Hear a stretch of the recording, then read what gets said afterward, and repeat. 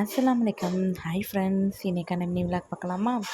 இன்றைக்கி நம்ம வீட்டில் என்ன பிரேக்ஃபாஸ்ட்டுன்னு பார்த்தீங்கன்னா, அவரைக்காய் க்ளீன் பண்ணி வச்சுருக்கேன்.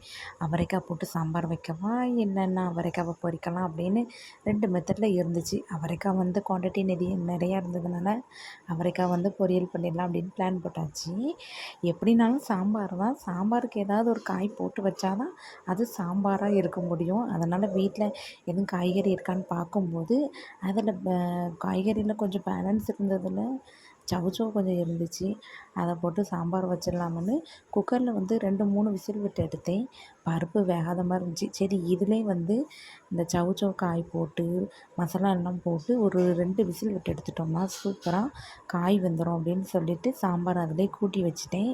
இன்றைக்கி நம்ம வீட்டில் லன்ச்சு ஒயிட் ரைஸ், சௌசௌ சாம்பார், அவரைக்காய் பொரியல், மோர் வத்தல் வீட்டில் ரெடி பண்ணது இருந்துச்சு.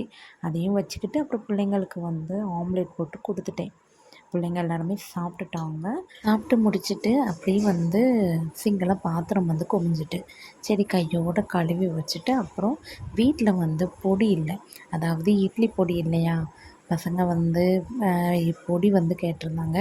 சரின்னு சொல்லி வறுக்க ஸ்டார்ட் பண்ணிட்டேன். தோலி உளுந்து, அதுக்கப்புறம் துவரம் பருப்பு, இது 2யுமே நல்லா வறுத்து, மிளகு கொஞ்சம் குவான்டிட்டி அதிகமாக வறுத்துட்டேன். ஆனால் ரொம்ப அதிகமாக இருக்கும். ஏற்கனவே மிளவத்தல் எடுத்து வச்சதில் காரம் அதிகமாகிடும்.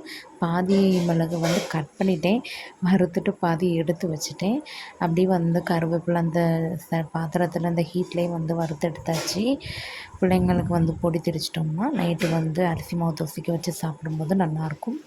இன்றைய பொழுது இப்படி தான் போச்சு ஃப்ரெண்ட்ஸ். ஓகே, பாய்.